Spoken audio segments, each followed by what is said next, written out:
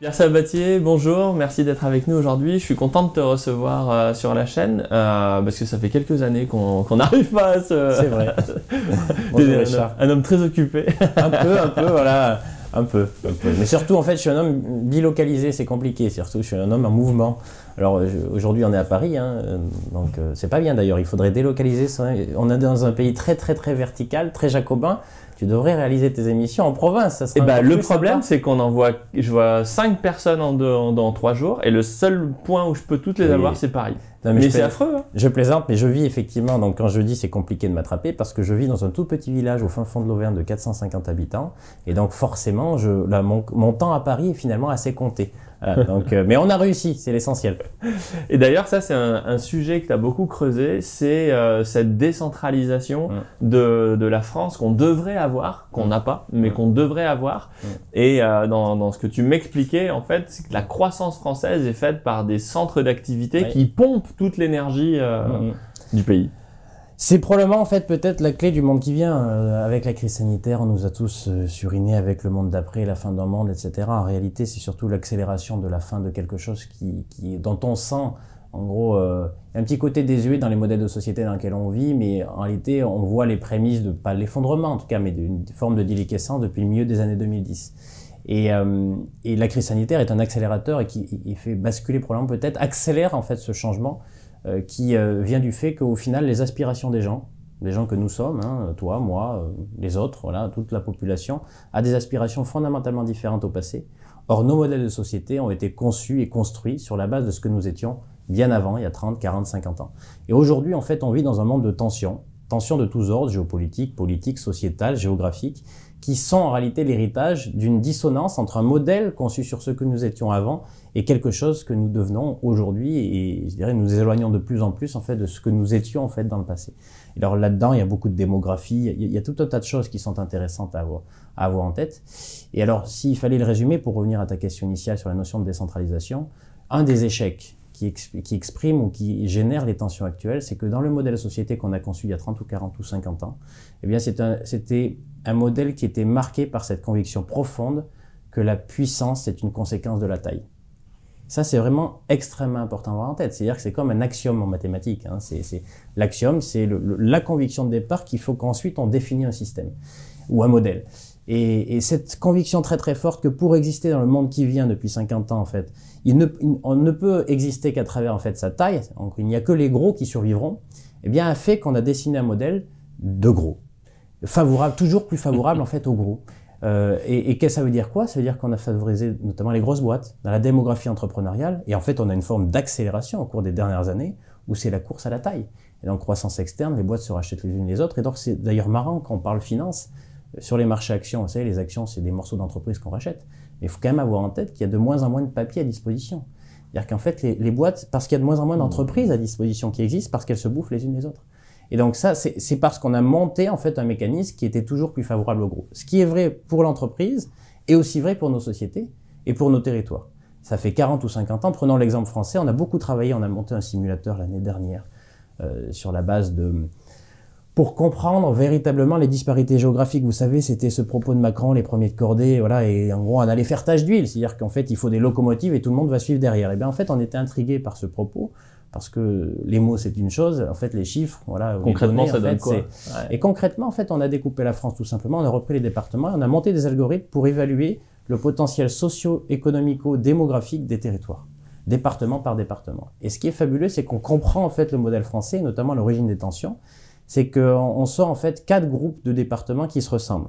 4. Un, le premier qui est vraiment à part, nous sommes dans un pays jacobin, hein, c'est Paris et sa couronne, voilà, on va dire Paris, 3 départements autour, qui véritablement jouent le rôle de locomotive. 18 départements qui sont tous fabriqués de la même manière, avec une capitale régionale d'envergure, on va dire européenne ou mondiale, Lyon, Marseille, Bordeaux, Toulouse, que sais-je, donc on va appeler les départements attractifs. Et puis on a, donc ça fait 23 départements. 30 millions de Français, 33 millions de Français, 16% de la superficie du territoire. De l'autre côté, on a 73 départements, avec 2 groupes, les intermédiaires, c'est-à-dire ceux qui survivent, et les déclinants, ceux qui déclinent, ceux qui meurent en réalité. Donc ceux qui survivent, c'est Paris, Lyon, Marseille, Bordeaux, c'est tous les départements autour de ces grosses agglos, j'imagine? Pas toujours en fait. C'est pas forcément en fait. Il n'y a pas un effet de bord justement. C'est ça qui est intéressant. Et tu vas comprendre pourquoi. En fait, la caractéristique principale, l'écart entre les deux. Donc ce que je disais, c'est 73 départements, c'est 84% de la superficie française pour la moitié des Français. C'est pas anecdotique, hein, tout ça. C'est deux groupes en fait qui se ressemblent et qui s'opposent aujourd'hui. C'est pour ça que cette sensation. On peut dire que c'est la France des Gilets jaunes? Oui, mais ce qui est intéressant, c'est que c'est pas la ville contre les campagnes. Hein. C'est des territoires homogènes qui sont composés et de campagnes et de villes à chaque fois. Hein. C'est ça qui est intéressant. Mais juste pour vous compreniez bien ce qui s'est passé depuis 50 ans, c'est l'industrialisation du départ ou de la migration des forces vives des territoires qui sont composés en fait des départements intermédiaires et déclinants. C'est-à-dire qu'en réalité, il s'est passé quoi? Il s'est passé que depuis 50 ans, quand vous avez une once de talent dans des territoires un peu reculés, eh bien le gamin, en fait, on l'amène à partir essentiellement vers Paris. Donc Paris siphonne tous les territoires en France, quel que soit le département. Et alors ce qui est intéressant, c'est qu'une manière d'illustrer, c'est que vous regardez la pyramide des âges dans ces zones, dans ces groupes de départements. Bien, il y a des similitudes très fortes. Vous avez une pyramide des âges à Paris gonflée au niveau des 25-45 ans, et encore plus si vous y ajoutez le critère de qualification. Les 25-45 ans qualifiés, on les met à Paris. En gros, Paris les attire et fait que, véritablement, on a un renflement. On a des jeunes, on a des vieux, mais on a surtout beaucoup de 25-45 ans qualifiés. Les 18 départements attractifs, donc les grandes capitales régionales, il faut avoir en tête qu'en réalité, Paris les siphonne aussi. Sauf que la réaction naturelle de ces grandes zones métropolitaines régionales, quelle est-elle? C'est qu'en fait, elles compensent l'effet siphon de Paris par l'effet siphon de tous les territoires qui les entourent. Et donc, on a une pyramide des âges qui est assez équilibrée dans les départements attractifs, avec des 25-45 ans qualifiés qui sont en bonne position, c'est-à-dire en bonne proportion. Eh bien, la caractéristique des 73 autres départements, ce qui est pour ça que c'est un problème qu'il faut vraiment avoir en tête, c'est que sur cette base-là qu'on peut reconstruire quelque chose de positif, c'est que, en gros, vous avez une carence avérée en 25-45 ans, et si vous y ajoutez le critère de qualification, c'est encore pire.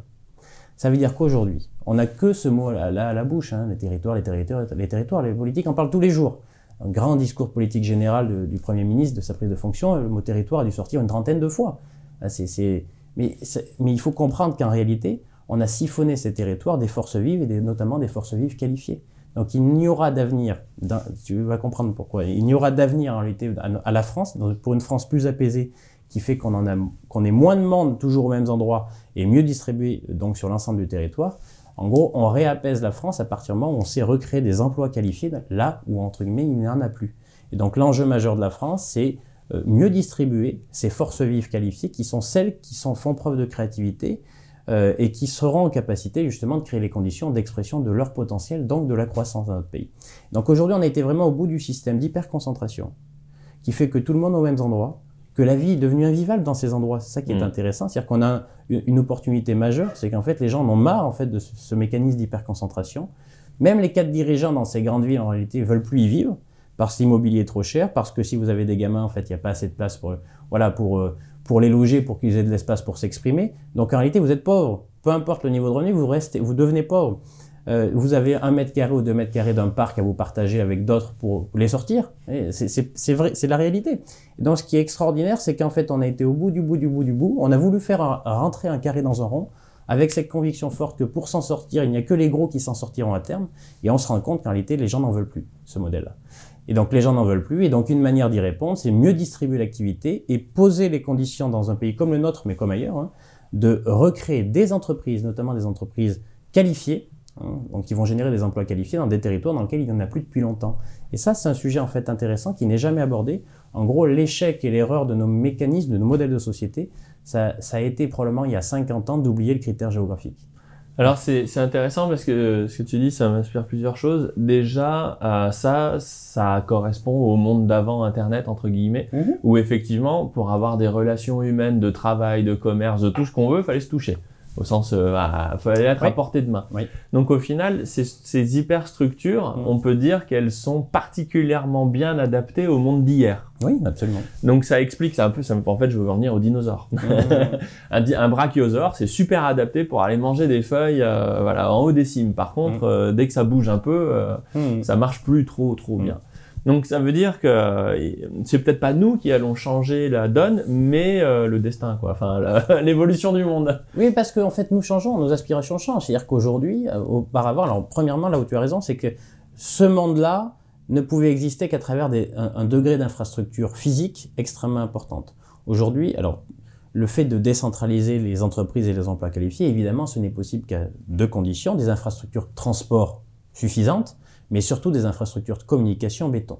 Et là, on a de la chance, c'est qu'en réalité, nous avons les moyens aujourd'hui de répondre à ces nouvelles aspirations des gens, à savoir un monde moins concentré, voilà, plus de proximité, moins d'anonymat, donc en se réinstallant dans des territoires qui sont entre guillemets à taille plus humaine, parce qu'aujourd'hui la technologie, les infrastructures de communication sont béton. C'est pas compliqué de faire de la fibre partout, ça coûte un peu. Mais avec le pognon qu'on balance en fait dans d'autres sujets, en fait, on peut très bien en fait fibrer toute la France. On est loin d'un réseau de métro du Grand Paris ou des trucs comme ça, quoi.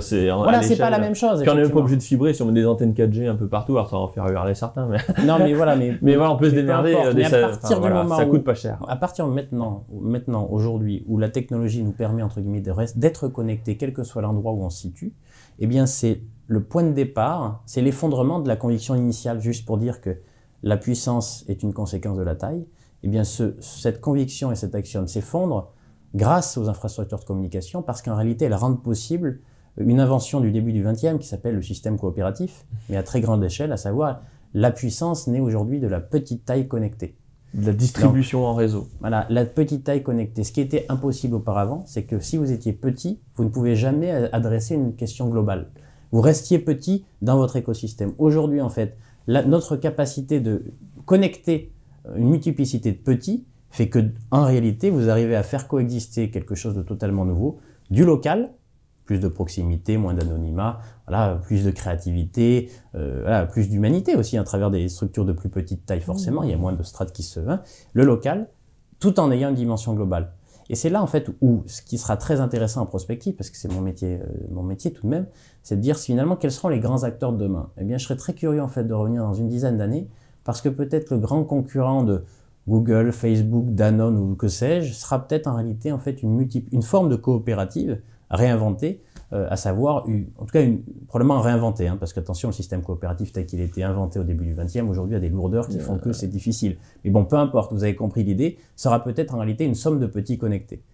Parce que plus agile, plus souple, là, et plus horizontal, et surtout qui répond mieux aux aspirations des gens, parce que juste pour revenir à cela, c'est-à-dire que quel est le rôle du chef d'entreprise en général, de l'entrepreneur? Ça peut être évidemment d'avoir une vision, mais la réalité, c'est aussi de faire avec ce qu'il a. Et quand en fait, ce sont les aspirations des gens qui changent. Quand on évoque voilà, plus d'espace, plus de silence, plus de tranquillité, plus de proximité, quand c'est moins d'empreinte environnementale, quand c'est les aspirations des gens, c'est les gens qu'on a à disposition en fait qui feront l'entreprise.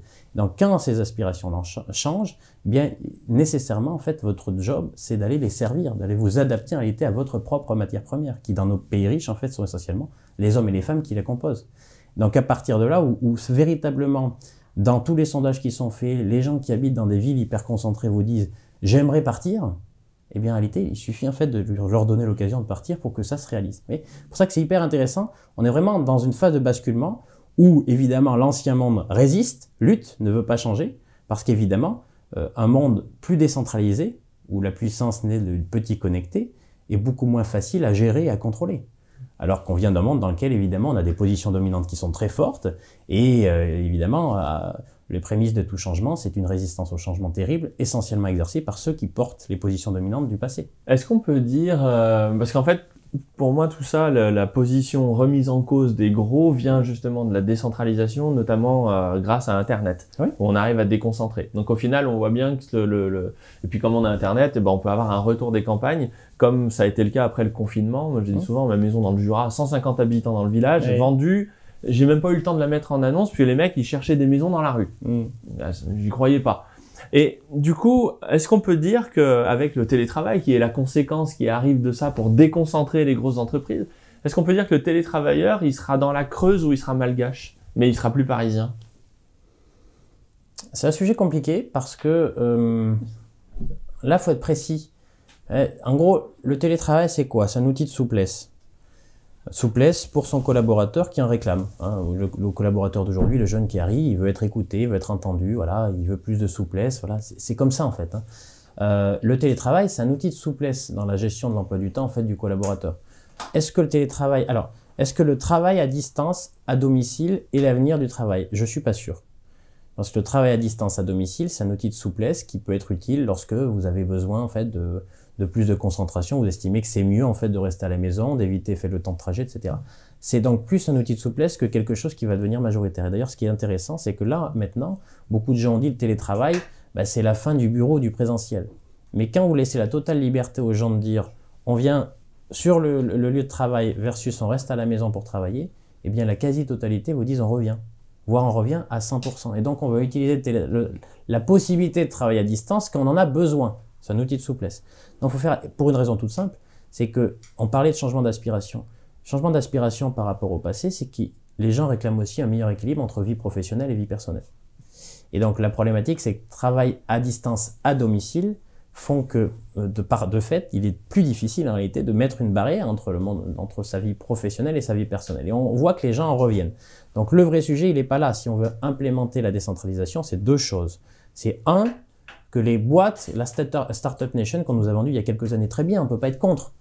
Ah bon, même si je dirais que dans un pays qui vieillit, il faudrait plus se concentrer sur la reprise d'entreprise que sur la pure création en tant que telle, puisqu'on a un paquet, évidemment, avec le baby-boom qui se transforme en papy-boom, il y a plein d'entreprises qui aujourd'hui vont être, entre guillemets, à vendre ou à reprendre. Donc je pense qu'on pourrait s'intéresser à cela. Parce que là, la réhabilitation du tissu économique. Mais oui, mais c'est un vrai sujet. Il ne faut pas toujours penser flux, il faut penser stock. Tout le monde nous parle de développement durable. La base du développement durable, c'est l'économie circulaire. L'économie circulaire, ça veut dire, c'est quoi? C'est je fais d'abord avec ce qui existe. Avant, en fait, d'en générer encore plus. Bon, on a compris. Mais bon, imaginons Startup Nation. La question de la Startup Nation, c'est où vous la créez. C'est pas en fait est-ce qu'il faut en créer, c'est où vous la créez. Si vous la créez en fait dans le centre de Paris, on ne fait pas rentrer un carré dans un rond. Voilà, c'est-à-dire ça marche pas, on n'y arrivera pas. Donc concrètement, vous faites encore monter les prix de l'immobilier, vous éliminez entre guillemets les gens qui pourraient y vivre. Enfin, ça marche pas. Donc la question, c'est où est-ce que vous la faites cette Startup Nation.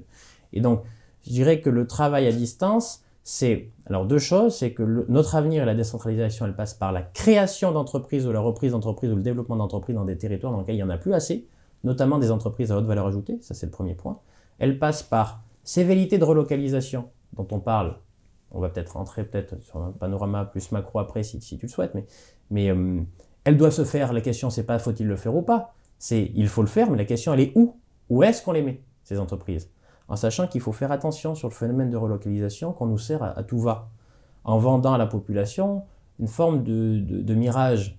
Attention, pourquoi les relocalisations sont possibles aujourd'hui et qu'elles vont arriver? C'est parce qu'il ne faut pas vendre aux populations qui ont été déshéritées finalement de leurs usines de l'époque et donc de leur job de l'époque. Il y a plein de territoires comme ça qui se sont sentis déshérités de leurs usines, donc de leur job, donc qui se sont retrouvés au chômage. Et on leur dit on va relocaliser. Mais il ne faut pas imaginer en fait qu'on va ramener la même usine qu'il y a 20 ou 30 ou 40 ans. En fait, l'usine, elle peut se relocaliser parce qu'en fait, il n'y a plus que des robots dedans. Donc, c'est des usines à haute valeur ajoutée et le contenu en main-d'œuvre de ces usines, de ces industries-là, est réduit à la partie congrue. Donc, ça va permettre de. Mais bon, il n'empêche que la relocalisation, elle doit s'adresser dans des lieux, entre guillemets, où il n'y a plus grand-chose. Donc, et c'est ça le vrai sujet. Donc, parce qu'une usine, même très connectée, elle va permettre de créer quelques emplois qualifiés, donc générer du revenu dans des territoires où il n'y en a pas assez, pour donner du boulot en fait aux autres à travers des activités de service, etc. Donc, la question, encore une fois, c'est le où. Et pour finir sur le travail à distance, il n'est possible que plutôt, si tu vois ton entreprise comme un centre décentralisé, c'est-à-dire que dans un village, ou dans une petite ville moyenne, eh bien, il faut qu'il y ait quelques collaborateurs ou même plusieurs collaborateurs, plusieurs boîtes, qui aient un lieu qui soit destiné en fait au travail.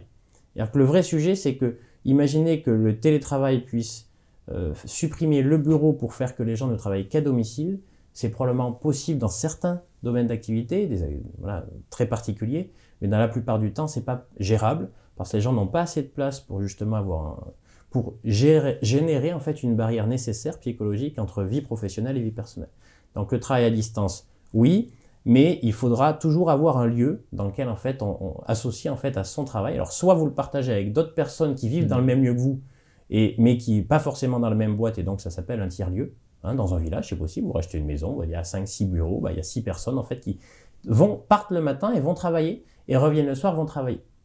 Et ça, c'est un élément vraiment important. Il ne faut pas confondre en fait le travail à distance à domicile, qui est un outil de souplesse dans la vie des gens au quotidien, voilà, mais qui ne peut pas se substituer en fait véritablement au présentiel, avec une vision décentralisée et de la création d'entreprise et de la gestion de son entreprise, voilà, donc dans dans le lieu de vie qu'auront choisi demain les collaborateurs d'une entreprise dont le siège peut rester à Paris, par exemple. Et tout ça, ça peut être très cohérent parce qu'en réalité, à Paris, ça devient impossible parce que les réseaux sont saturés. Le réseau immobilier, le réseau de transport, enfin tous les réseaux, quoi. Le réseau de loisirs, on parlait des parcs.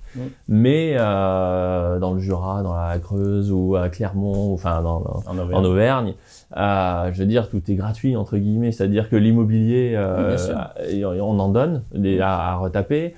Les parcs, enfin, on n'appelle pas ça des parcs, on appelle juste ça la nature. La nature, des jardins, en fait, voilà. Des lacs, en fait, tous ces espaces sont à prendre, sont à investir, quoi. Donc, à investir au sens, effectivement, à réinvestir. C'est pour ça que c'est intéressant. Donc, pourquoi aller payer cher quelque chose qu'on peut avoir gratuitement ailleurs, quoi.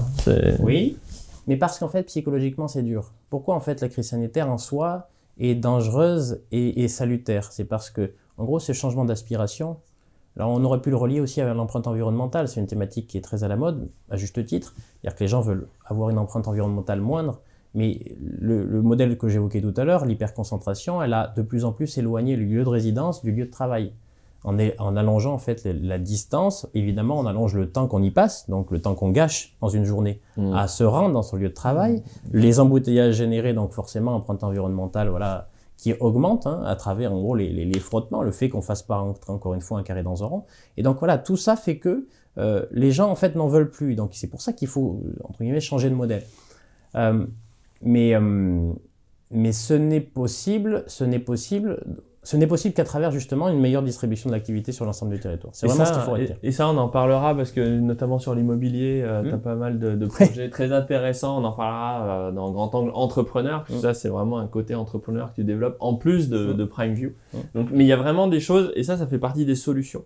Et ces solutions ont été générées par des problèmes, et notamment la crise sanitaire les a mis en exergue l'année dernière, parce qu'on sait, en 2020, parce qu'à un moment, on marche sur la dette depuis 15-20 ans à l'échelle mondiale de façon, comment dire, on a passé les lignes rouges, voilà, on a franchi toutes les lignes rouges. Après, on se remettrait 20 ans en arrière et on évoquerait les chiffres aujourd'hui de dette, que ce soit en pourcentage du PIB ou en valeur absolue, c'est lunaire. C'est lunaire. Je sais pas si, là on parle en ce moment même du plafond de la dette aux États-Unis, on doit être sur du 28 000 milliards de dollars probablement. Je me souviens, il n'y a même pas 10 ans, en fait, être invité sur les plateaux pour parler, en fait, du relèvement de la dette. On devait être à 11 ou 12. Ouais, j'avais 10 000 en tête, mais oui, c'est ça. Ça paraissait 2008, déjà dingue. On est à 28. C'est magique. Ça fait moins de 10 ans. Donc, effectivement, c'est une course folle à l'endettement. Mais alors, l'endettement qui gonfle, c'est pas autre chose que la résistance au changement. Oui. Pourquoi? Parce que ça veut dire que le modèle ne marche plus. C'est-à-dire, quand vous êtes en situation où vous dépensez plus que ce que vous gagnez. Si vous pensez que, en gros, alors, c'est vraiment intéressant. Comment on utilise la bonne et la mauvaise dette? C'est un peu comme le bon et le mauvais chasseur d'air, ça. Mais la dette n'est pas un sujet en soi, si elle est utilisée de manière avec parcimonie. C'est-à-dire que c'est vraiment ça qu'il faut avoir en tête. C'est-à-dire que notamment la dette publique. La dette publique, en fait, n'est pas un sujet si elle est utilisée en fait en période de crise pour répondre à une problématique momentanée. Une crise, c'est quoi? C'est quand on a un choc, un accident, mais qu'une fois qu'elle est passée, vous revenez en fait au point initial.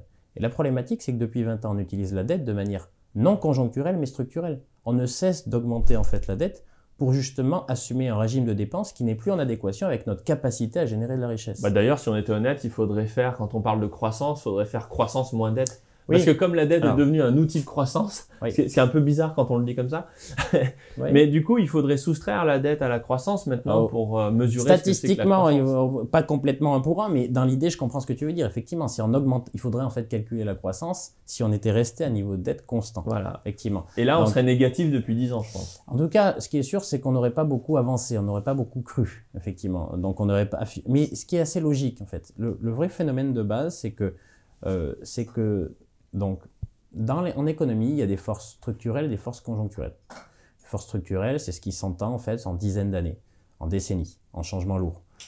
Les forces conjoncturelles, c'est quoi? C'est les cycles, ça dure de 2 à 4 ans. On passe notre temps à parler de cycles, de 2 à 4 ans, des cycles conjoncturels, sans prendre le temps en fait, de comprendre ce qui change dans le fond, d'un point de vue structurel.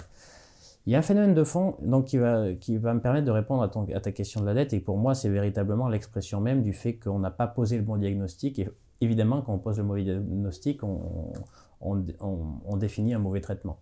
Et la dette, c'est un traitement. une des forces structurelles majeures dans notre pays et dans la plupart des pays riches, c'est qu'en fait, le monde, quand on parlait de changement d'aspiration, elle vient aussi beaucoup de nos changements démographiques. Quand on parle de démographie, la plupart du temps, dans les émissions, on vous dit la question démographique du monde, c'est l'augmentation de la population. Bien, c'est pas vrai. Évidemment, c'est une question de fond. Mais la réalité, c'est qu'il n'y a que très peu de pays au monde, en fait, l'Afrique, voilà, et quelques pays en fait d'Asie, qui continuent d'afficher des taux de croissance de leur population relativement importants. Mais la réalité de notre changement démographique en France, en Allemagne, en Italie, en Espagne, au Japon, aux États-Unis, au Royaume-Uni, partout dans ces pays riches, ceux qui font l'économie mondiale aujourd'hui, on peut le déplorer, mais c'est comme ça, hein, c'est factuel. Le vrai changement démographique, c'est un changement démographique à travers le vieillissement des populations. Puis ça, c'est des tendances lourdes, on ne peut pas y faire grand-chose. Non, vous savez exactement combien d'enfants sont nés en fait il y a 50 ans, il y a 55 ans, il y a 60 ans. C'est d'ailleurs intéressant parce qu'il y a un bon degré de précision sur combien vont naître dans les 20 ans, en plus. Oui, non, mais c'est vrai. Parce qu'effectivement, il y a beaucoup d'inertie. Alors les gens vont vous dire, oui, mais c'est facile, bah, il suffit en fait d'enlever, prenez l'exemple de la Chine qui en 79 a décidé de la politique de l'enfant unique, ce qui était une excellente idée économique pendant 20 ans, mais est un suicide à terme. Hein, parce que c'est pas que gérer de manière administrative l'évolution de la natalité dans un pays, c'est dangereux. Alors on n'aura pas le temps aujourd'hui de l'évoquer, on pourra le réévoquer si tu veux un jour, mais bon, tout ça pour dire que vraiment la question du vieillissement est une question très actuelle. Ce qu'il faut avoir en tête que le vieillissement, c'est quoi? C'est l'espérance de vie qui augmente, tant mieux, voilà, mais c'est surtout en fait un moment de l'histoire où dans tous les pays riches, on a fait plus d'enfants. Et donc c'est essentiellement post-guerre, ça s'appelle le baby-boom. Il commence quand le baby-boom? Il commence en 1946. On est en 2021. Ça fait combien de temps? 46 plus 75. Ça fait 2021. 73, 74, 75 46 plus 75, ça fait 2021. C'est-à-dire qu'en réalité, le début de ce qu'on appelle le papy boom, du vieillissement de nos populations, en entendant par là l'augmentation très forte d'une population dont les aspirations sont fondamentalement différentes et les capacités sont en train d'évoluer. Hein. Donc en fait, il faut avoir en tête que l'espérance de vie sans handicap en France n'a pas beaucoup bougé, elle tourne autour de 75 ans. Hein. Donc c'est à partir de maintenant, on va commencer à voir dans la plupart des pays riches l'impact du vieillissement des populations. Pourquoi c'est très important d'avoir en tête ce changement démographique majeur et qui change totalement la donne et rend obsolètes les modèles de société qu'on avait conçus dans les années 60, 70, 80, pour une raison toute simple. Vous savez que la richesse qu'on crée dans un pays, elle repose essentiellement sur vos comportements, sur nos comportements, de consommateurs, pour les 2/3, d'investisseurs, donc soit individuels, donc investisseurs en tant que ménage, soit entreprise, hein, donc pour à peu près 20%, et puis le reste, c'est l'État. Donc, ça veut dire quoi? Ça veut dire que l'essentiel de la richesse qu'on crée repose sur nos comportements de consommation. Or, il y a quelque chose qui ne change pas et qui est stable dans le temps, c'est qu'en réalité, nous consommons de manière relativement similaire, quel que soit l'endroit du monde, hein, qu'on soit japonais, américain, français, allemand, voilà, peu importe, on consomme de manière à peu près similaire en fonction de son âge. Et en fait, la manière dont on consomme, c'est tout simple, c'est qu'on consomme de plus en plus jusqu'à peu près 45 ans. Hein. 45-55, c'est l'âge d'or de la consommation, c'est-à-dire c'est là où on consomme le plus, hein, en volume. Hein, donc, on a la santé et l'argent, c'est l'optimum entre santé et l'argent. Et on n'a pas la crainte du futur, voilà, ce qui est intéressant. 55-65 ans, alors c'est un peu moins vrai en France, mais c'est vrai partout ailleurs.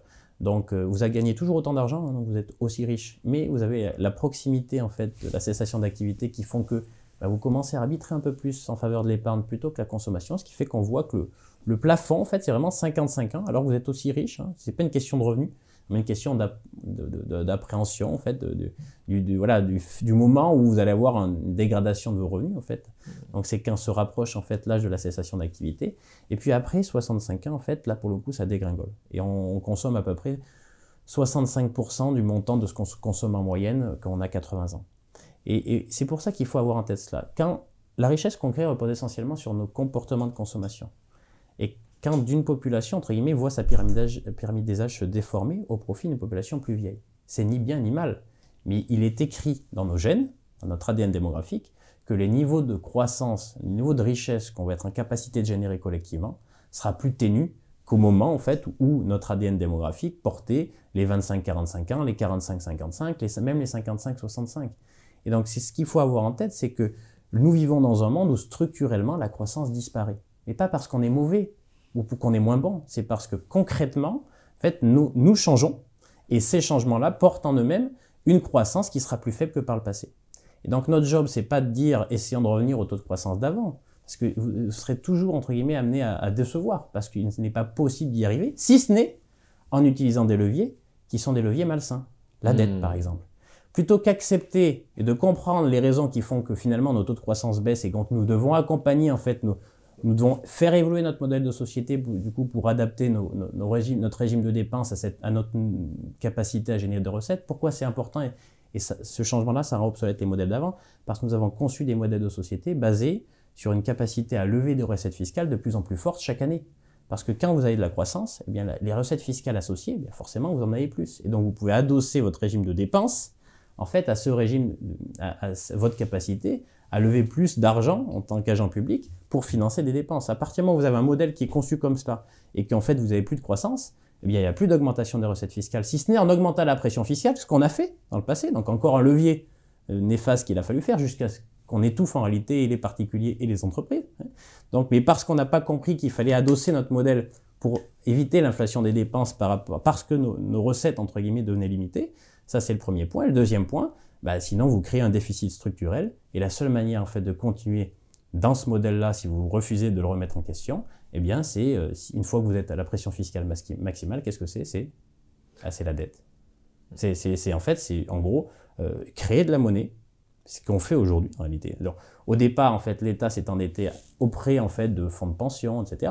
Mais aujourd'hui, concrètement, eh bien, pour assumer ce déséquilibre devenu structurel, on a structurellement, on est descendu dans la cave, on imprime des billets de banque et on les donne à l'État pour faire face entre guillemets à ces dépenses surnuméraires par rapport aux recettes. Donc la dette, ça va être la consommation de l'épargne. La dette, elle va se défalquer de quoi? Voilà. Est-ce qu'elle va se défalquer du taux de change parce qu'on payera pas et que du coup, c'est les taux de change qui vont rééquilibrer une fois qu'on aura planté tout le monde? Est-ce que ça va se défalquer de l'épargne? Est-ce que ça va se défalquer des revenus de mes enfants en fait? Alors c'est intéressant parce que du coup, alors là pour le coup, on re-rentre dans un sujet aussi très contemporain qui est celui de l'inflation. Notre perception des choses, c'est que le stock de dette n'est pas un problème.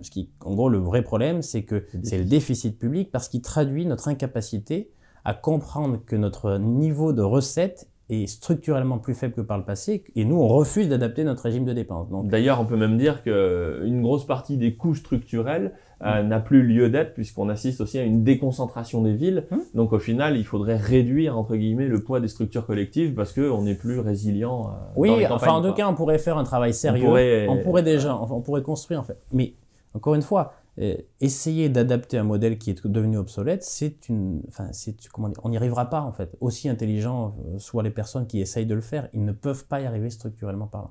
Donc oui, après on pourrait dessiner quelque chose de plus stable, c'est pas très compliqué. Mais ce n'est possible qu'à la condition où vous voyez le monde autrement. Et ça passe par quoi ça? Parce que politiquement, tous les gars qui sont dirigeants, et je parle pas que des politiques, je parle des dirigeants au sens large, ils n'ont pas spécialement envie d'être déconstruits, bien qu'il y en a qui soient fans de la déconstruction en ce moment chez les hommes.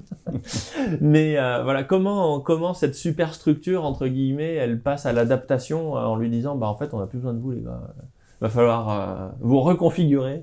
Alors, c'est pas tellement qu'on n'a plus besoin de vous, c'est qu'on n'a plus besoin en fait du logiciel dans lequel vous avez été éduqué. On met des gilets jaunes et on achète des bitcoins et puis on fait notre truc de notre côté ou il y a Non, je crois pas. Enfin, en tout cas, honnêtement, pour le coup, d'un point de vue méthodologique, je crois pas que ça soit possible parce qu'on ira à une confrontation majeure et il faut quand même pas oublier que le politique, c'est vrai que j'ai jamais cru en fait au fait que l'économique subdéterminait le politique. C'est faux. Par construction, c'est faux. Le politique subdétermine toujours l'économique, toujours. Après, il peut choisir pendant 1 an, 2 ans, 10 ans, 20 ans de laisser l'économique choisir à sa place. Mais c'est un choix conscient. Et donc le politique qui dit toujours c'est l'économique qui choisit à ma place, j'ai pas le choix, c'est faux. C'est qu'il n'assume pas, entre guillemets, les conséquences de ses choix. C'est vraiment un élément important. Parce que, in fine, le politique, c'est celui qui fixe les règles du jeu collectif. Donc, quand tu poses la question, qu'est-ce qu'il faut pour que ça change? Déjà, parce que là, il y a un conflit, il y a une tension là. Oui, entre évidemment. La réalité. Évidemment, parce qu'aujourd'hui, on est encore, entre guillemets, dans un logiciel où on n'a pas acté le fait que le modèle conçu il y a 50 ou 60 ans était obsolète. Et donc, on s'accroche à cela, avec évidemment des jeux d'influence derrière qui font que y a des gens qui défendent en fait ce modèle parce qu'ils sont encore convaincus que la puissance, et je reviens toujours à cette question de base, enfin à ce propos de base qui est de dire qu'ils sont convaincus que la puissance ne peut exister qu'à travers la taille. Et comment c'est pour ça qu'on vous dit qu'on fusionne. Mais déjà, c'est une révolution intellectuelle, éducative. C'est-à-dire qu'il faut voir le monde non comme une pyramide, mais comme une pyramide inversée. Où est la valeur?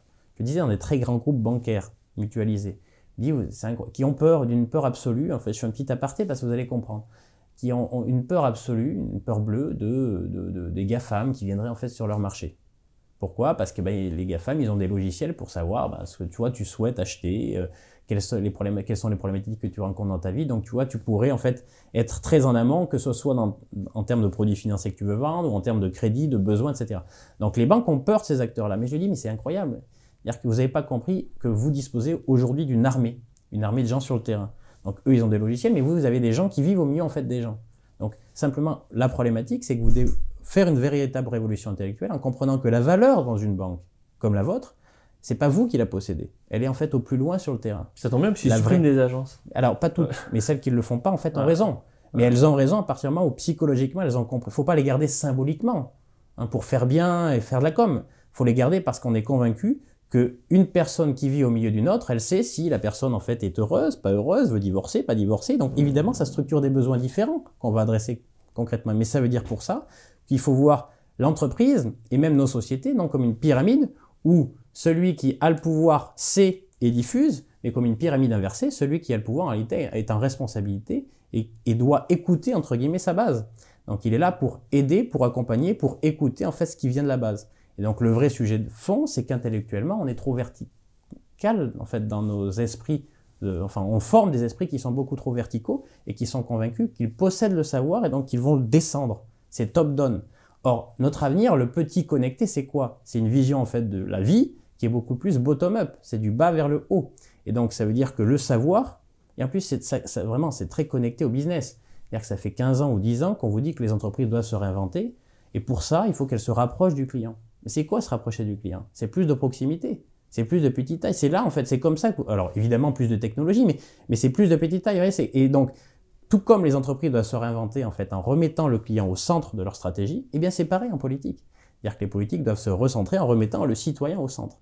Et ça veut dire, en fait, créer une capacité à mieux percevoir le besoin du citoyen pour y répondre. Et c'est intellectuel, c'est-à-dire que ça ne viendra pas du haut, la solution. Elle viendra de la créativité multiple qu'on aura su générer en fait du bas, donc du citoyen, de la petite commune, de la moyenne ville en fait, et de la grande ville. Hein. Dans mon propos, il n'y a pas l'exclusion en fait des zones hyper concentrées. C'est pas ça le sujet. Le sujet, c'est qu'on peut pas vivre éternellement dans un monde qui ne pense qu'aux zones hyper concentrées en oubliant tout le reste. Et comment on peut se développer dans les campagnes quand on a 50% de charges sociales, 70% d'impôts depuis la TVA, l'IS, l'IR, le machin. Comment est-ce qu'on n'étouffe pas? Est-ce que ces superstructures n'étouffent? Comment on fait sauter ce bouchon, quoi? Ah bah ça s'appelle un projet de politique générale. Ouais, mais personne ne porte aujourd'hui. Aujourd'hui non. Mais pas ça de gauche à droite, de Mélenchon. Non, aujourd'hui non, mais parce que la réalité, c'est qu'en fait tout ça est intellectuel, c'est psychologique. Encore une fois, pourquoi personne ne porte? Parce que tout le monde joue le jeu du modèle d'avant. Donc ils critiquent le modèle d'avant, mais en essayant, entre guillemets, mais leur projet politique, c'est d'adapter le modèle d'avant. C'est pas de reconstruire. Et les mots sont importants. On a mis en place un plan de relance, on aurait dû l'appeler un plan de reconstruction. On n'a pas besoin de relance. Relancer, ça voudrait dire quoi? Ça voudrait revenir au point d'avant? Les gens ont oublié, ça fait 1 an et demi ou 2 ans, mais tu l'évoquais tout à l'heure, mais Gilets jaunes, mais ça parcourt le monde. Tous les pays riches, en fait, sont perclus de tensions. Et c'était la crise sanitaire, nous a fait presque oublier ces tensions. Mais elles vont revenir très vite, très très vite. Et donc, la réalité, c'est qu'aujourd'hui, en fait, le jeu politique consiste à parler du modèle d'avant sans essayer, en fait, d'en construire un autre. Et donc, en l'occurrence, c'est pour ça que c'est pas porté. Et donc, la vraie question de fond, c'est il faudrait faire d'un objectif de politique générale une meilleure distribution de l'activité sur l'ensemble du territoire. Tu dis juste ça, eh bien, ça pose tous les arbitrages derrière. Ça dessine une politique d'infrastructure, de transport. Si tu veux faire ça, évidemment, il faut des infrastructures de transport. Ça dessine une politique d'infrastructure de communication. Ça dessine une politique fiscale, et tu viens de l'évoquer.